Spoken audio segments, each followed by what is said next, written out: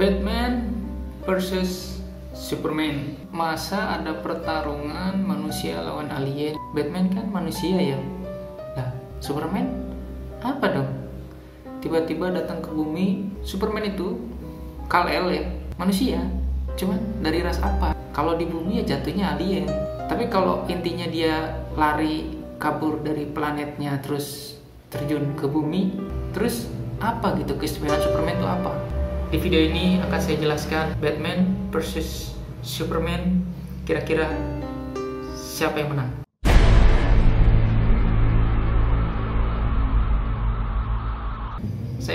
Saya nggak bilang ada Krypton di situ, kita nggak bahas Krypton, kelemahan dari Superman, kita nggak bahas itu. Pokoknya Krypton kita singkirkan, gitu ya. Krypton, oke. Krypton kita nggak libatkan Krypton. Kal-El itu adalah anak dari planet Krypton yang jatuh ke bumi karena di planet Krypton sendiri mengalami kehancuran. Terus kehebatan Superman apa? Superman tidak punya kekuatan apapun, bahkan di planet Kryptonnya sendiri dia tidak punya kekuatan. Kecuali ada faktor utama yang membuatnya menjadi super, yaitu bumi.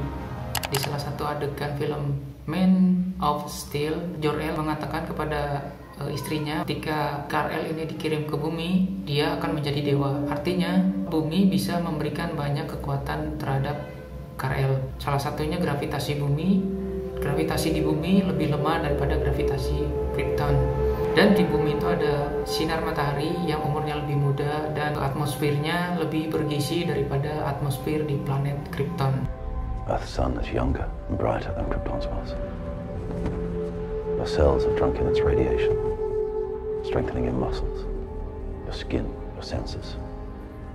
Earth's gravity is weaker, yet its atmosphere is more nourishing.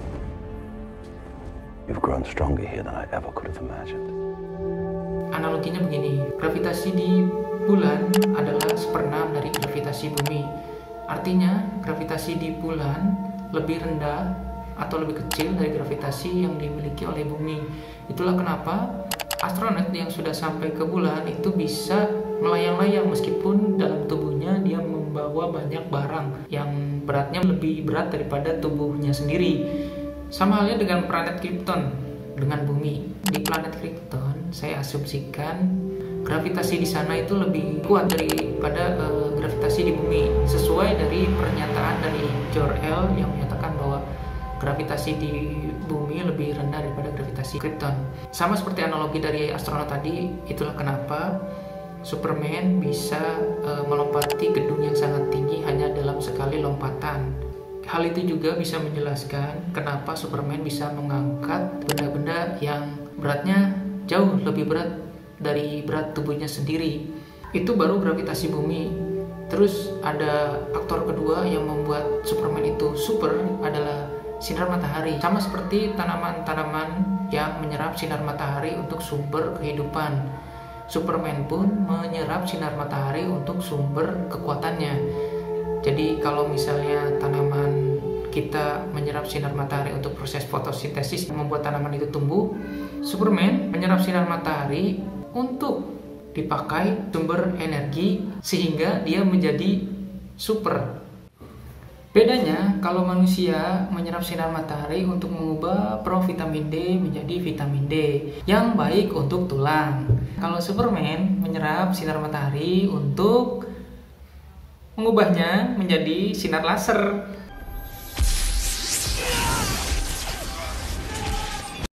Tapi anehnya, nih kalian perhatiin gak?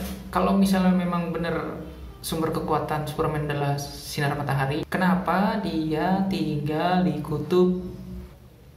Makanya men, kalau belajar serius, jangan kuat sama super doang, nggak cukup men. Makanya belajar yang banyak, belajar geografi. Udah tahu di kutub sinar mataharinya dikit, kenapa tinggal di sana?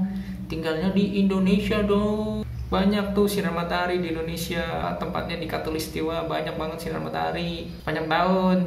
Di kutub setengah tahun kali nggak ada.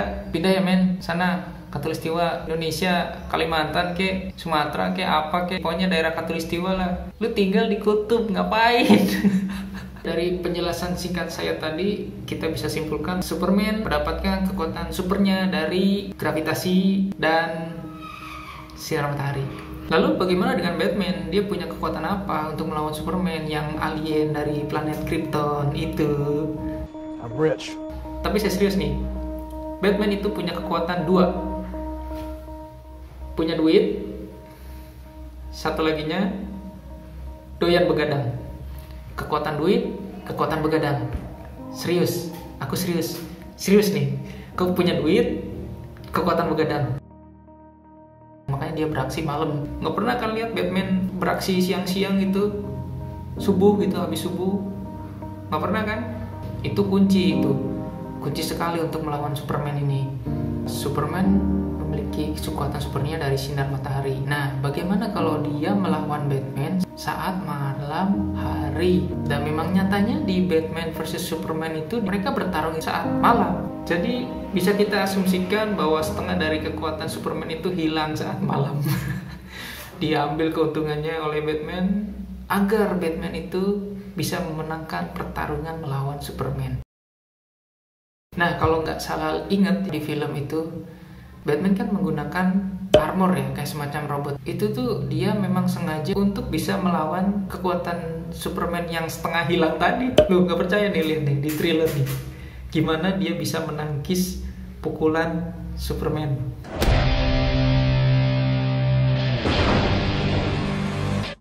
Intinya sih masuk akal ya kalau misalnya Batman bisa menangkis pukulan dari Superman saat malam hari dengan menggunakan armor yang dipakai oleh Batman. Jadi semua yang ada di trailer itu sangat mungkin.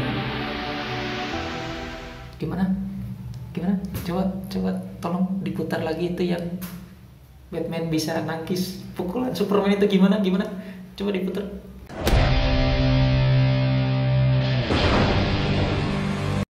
Jadi untuk mengalahkan Superman, Batman memang licik, ngajak tarungnya malam-malam. Terus pakai armor robot yang kekuatannya sudah disetting lebih dari 407,2 tadi dari kekuatan Superman. Ya bisa dia setting lebih dari 407 tadi.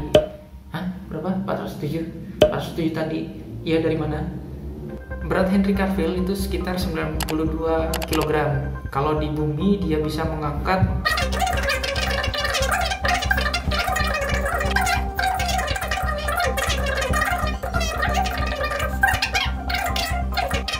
kekuatan Superman cuma 407,2 di bumi. Dari mana dia, bro? Dan statement dia ini menurut saya agak Bisa diperdebatkan. sangat bisa dong. Tapi saya yakin usaha Bruce Wayne tidak sampai di situ. Bruce Wayne ingin melemahkan lebih lemah lagi Superman. Di komik The Dark Knight Returns, Superman digambarkan mengkerut. Superman itu mengkerut karena terpapar radioaktif dari radiasi nuklir. Radiasi nuklir adalah jenis radiasi non-ionizing atau radiasi pengion. Radiasi pengion adalah radiasi pembawa energi yang bisa melepaskan elektron dari atom atau suatu molekul sehingga mengionisasi atom atau molekul tersebut. Radiasi nuklir bisa membuat sebutlah cacat di dalam tubuh kita.